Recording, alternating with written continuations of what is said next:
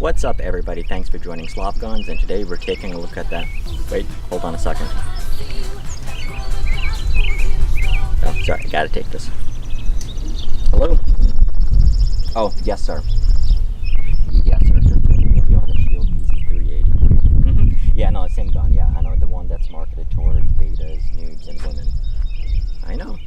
I told him. I know.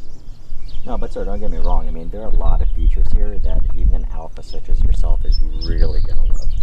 I promise. Absolutely. I'll let you know as soon as the video is complete. No, sir, I don't think I can pull off the shirtless look like you can. Only you can do that. Maybe if I get in shape a little bit later this summer. Absolutely. All right. This might take a while. Yeah.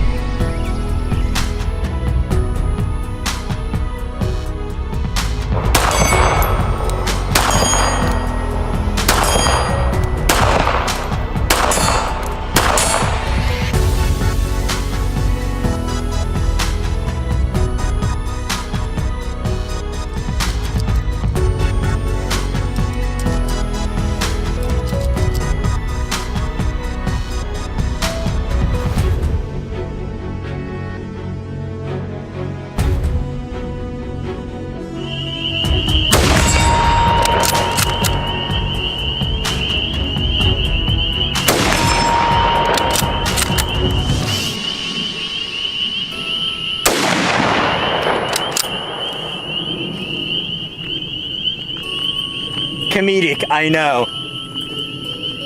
What's up, everybody, and thanks for joining Slop Guns. Today we're taking a look at the Smith Wesson Shield EZ380.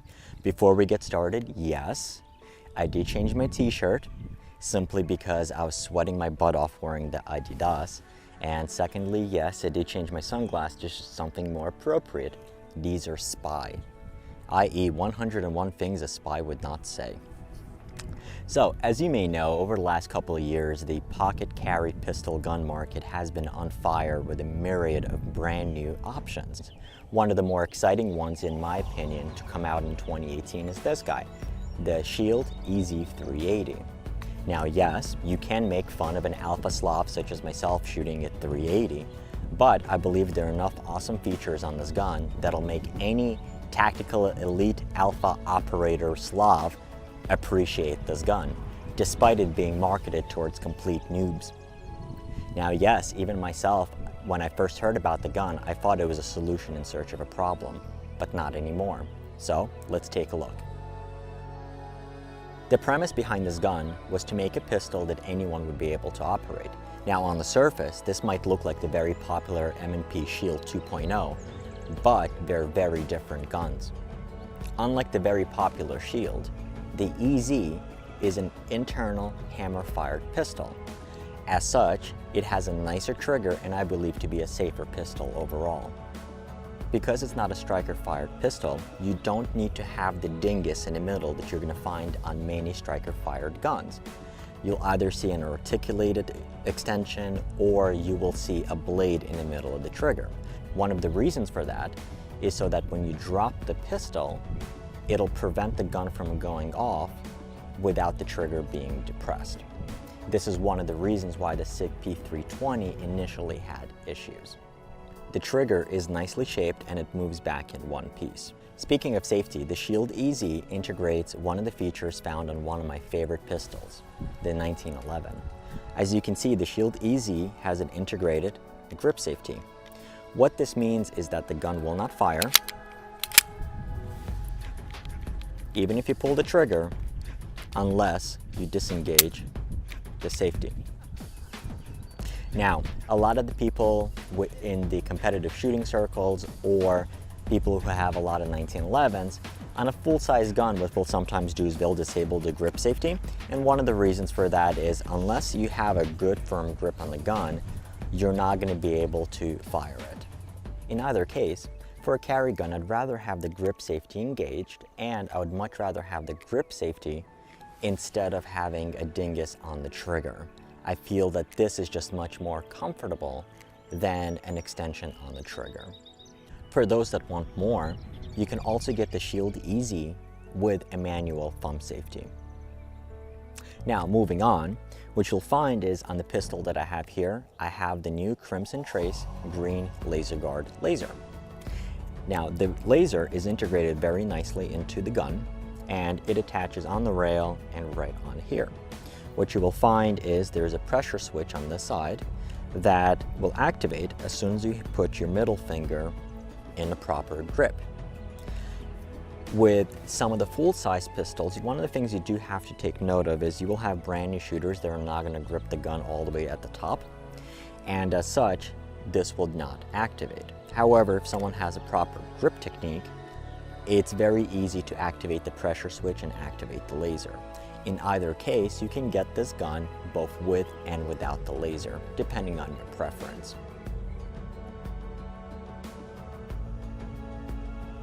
Okay. So let's move on to the easy part. The gun is marketed as being both easy to shoot, easy to clean, and easy to operate. We started talking about the easy to shoot part, which is the trigger.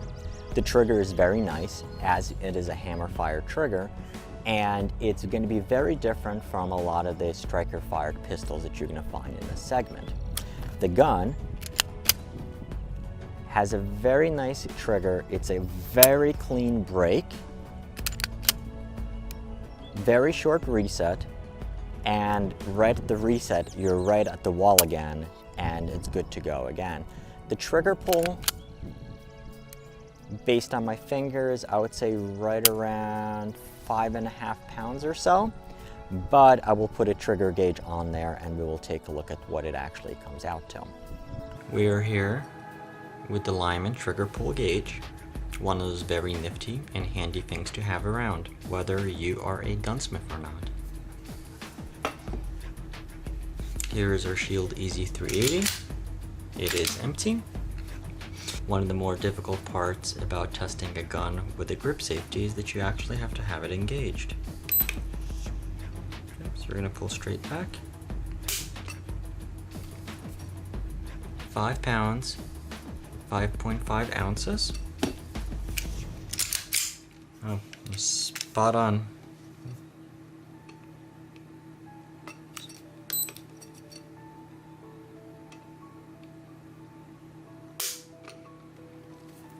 £5 even.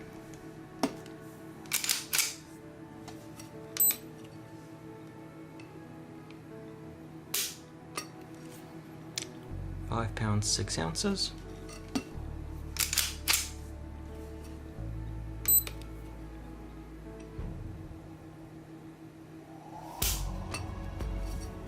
£5 1 ounces.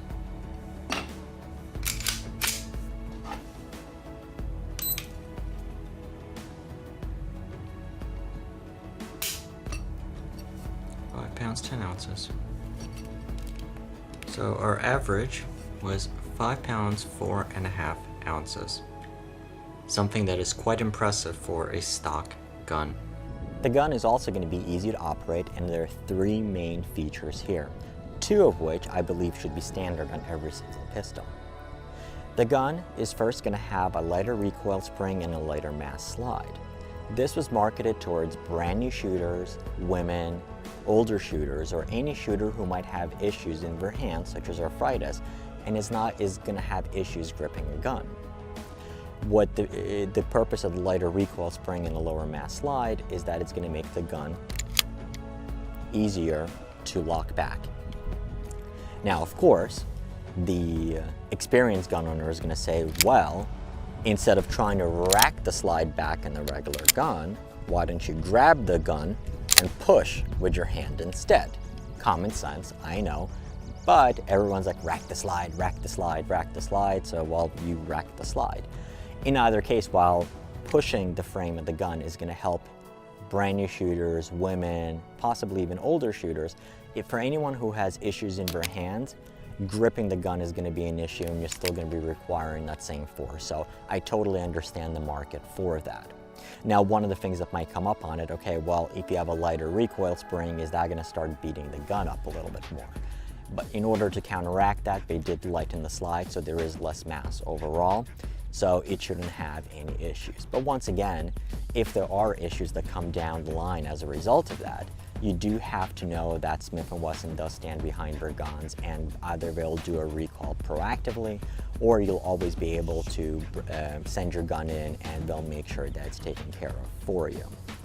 The gun also has two other features, and here, once again, they make the gun easy to operate, and I think these should be standard on every gun. The first one is the very nicely integrated slide racker built in as the laceration. Now, there are people that are going to be gripping the gun on the front of the barrel. Personally, from shooting gun games for a while, I prefer to rack the gun using the serrations on the back. If you have attended any USPSA open matches or watched any videos of gun games, you'll see that a lot of guns come with a slide racker, which is basically something that's going to stick out, and it makes it very easy to slide the gun back. So it's not just for noobs, it's for totally alpha people as well. They are going to put those on gun game guns. And I believe Smith & Wesson done a phenomenal job integrating this right into the pistol, and I don't know why others don't do it. Absolutely phenomenal idea. The other feature, which is really, really nice, and I don't understand why more people don't do it, is on the magazine. So it is a single stack, 8-round mag, and one of the things that you're going to see is on the pistol, one of the things that you're going to see on the magazine is these little extensions that let you pull the follower and the spring down so you can much more easily load the magazine. Now, you do see these in a lot of 22s, but for whatever reason, you do not see them on other pistols. So basically think other single stack guns, such as the HK PSP P7, the Makarovs, or any others. They're not gonna have that on the side. 22s have them. 1911s don't have them. This gun does. Now, one of the reasons perhaps why we don't have it on more guns is that in order to have these extensions to be able to pull the follower down, you do need to have a cutout in the slide. And I can basically see where if you keep dropping the magazine, dirt or debris is going to get into the body and it might get the magazine stuck. But let's be honest, 99% of the gun owners out there are never going to drop for a magazine, where even if they do drop the magazine, they're immediately going to go clean it anyway. So I think it's a non-issue for most people. Rounding it out, the gun does come with standard 3-dot white sights, and I think they do a decent enough job for most people. Now, my personal preference is to have a fiber optic sight for a carry gun. A lot of the times the fiber optics can be bumped out, so it'd be really a choice kind of like night sights, but that would add a lot more cost to the gun, or the standard 3-dot is going to be fine for most people. Particularly as you get more advanced, you're really kind of getting into the mindset of anything under 15 yards, you're going to want to shoot instinctively, or you're going to want to just point shoot. Lastly, another safety feature that you're going to find on the gun is that it does come with a loaded chamber indicator. So if there's a round in the magazine, you are going to have it pop out. True hardcore alphas are like, I don't need that stinking indicator, but it was a very popular feature. And if you think about, for example, the Ruger SR9, SR40 series of pistols that didn't integrate that, that was one of the things that people were citing, that it's nice to know that it is. The standard Shield EZ without the laser comes either with a manual thumb safety or without it, and has an MSRP of $399. The street price right now is right around $350 for that gun, and I think it's a pretty good value. This guy comes with the green laser guard, and the green laser is much more expensive to produce, so this gun carries an MSRP of $579, and right now I've done a search and you can find them for right around $500. Furthermore, at the NRA Show, the company announced 3 brand new models of the Shield EZ380. All 3 are going to come from the company's Performance Center shop. If you haven't looked at their other models, you'll be a fan as well. The guns are all going to come without the laser, and they're priced at $100 more than the base model. The MSRP is going to be right around at $500, and for the extra $100, you're getting a lot of neat features. First, the guns are going to come with a ported barrel. What that's going to do is going to reduce muzzle climb. Secondly, the slides are going to have further slide serrations, which are going to reduce the mass in the slide. With these two features, the gun is going to be a much flatter shooter than even this guy.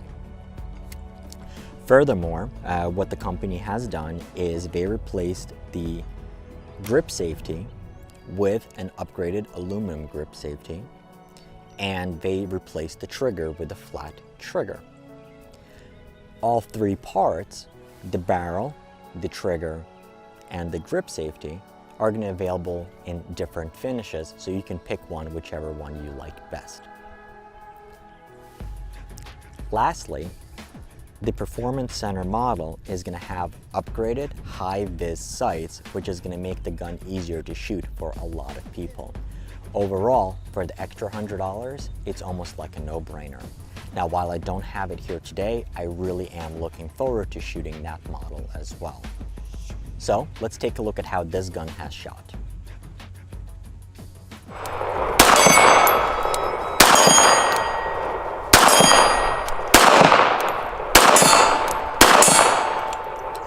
See, it has this little tab.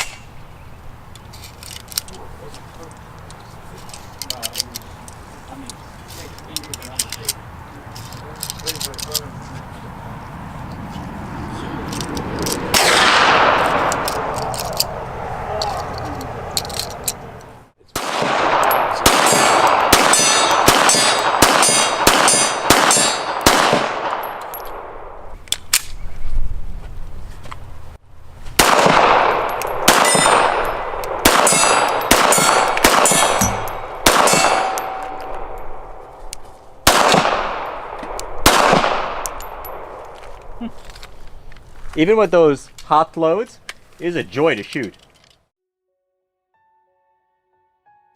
Overall, I'm positively surprised with the gun. It absolutely exceeded all of my expectations, particularly from the time that I learned about this gun. Now, while I understand that it may not impress a lot of experienced shooters, either the features or the fact that it's a 380, everyone who has handled this gun was left thoroughly impressed. More specifically, a lot of brand new shooters who tried the gun were positively astonished that they were able to hit steel at 25 and 35 yards right with this gun, stock, out of the first 1 or 2 magazines. Myself, I was able to shoot plates at about 35 yards with no issues.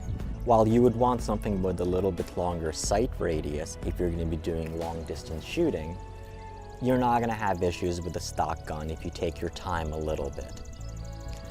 After all though, this gun, the primary use for it is going to be either as a home defense gun in a nightstand as your first gun, or you're going to have it as a carry gun, in which case your likely engagement, should you ever need to use the gun, is going to be at 15 yards or less. And once again, at that distance, you're really relying on your instincts to point and shoot. You're not even going to be really looking at the sights, at least for the experienced shooters or where you're going to want to get to. The only issue I had out of the box was that the laser was set about 2 inches left of point of impact and where the sights were, and that was quickly taken care of. Operationally, in the hundreds of rounds we put for the gun, there is absolutely no malfunctions. We've shot both regular range ammo that you'd find at Walmart or your local store, and we've shot both self-defense and law enforcement type ammo, which is going to come with various hollow points and plus P ammo, and there is no issues feeding, ejecting, or firing the ammo. None whatsoever. I would have absolutely no issues having this as a carry gun. So, overall, while a 380 might not be enough to stop a polar bear, the gun is certainly capable of being a good firearm as a self-defense weapon as long as you're carrying defensive ammo on you. Beyond that, there are plenty of features in this gun that will satisfy any type of shooter, whether you're a brand new newbie, whether you're a female shooter, whether you're an experienced shooter, or you have hand issues, or even if you're the most alpha of all the Slavs, there is enough in this gun. At the very least, there are features on this gun that I wish other manufacturers would implement across all firearms. So, there you go. That's the review of the Shield Easy 380. If you want me to take a look at the Performance Center models, do hit the like button, do subscribe, and let me know in the comments below. Thanks for watching.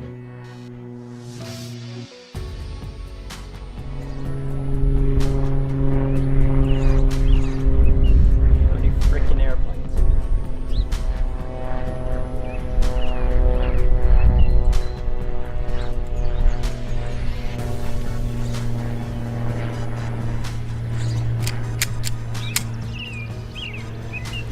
Pew, pew, pew, pew, pew, pew, pew, pew, pew.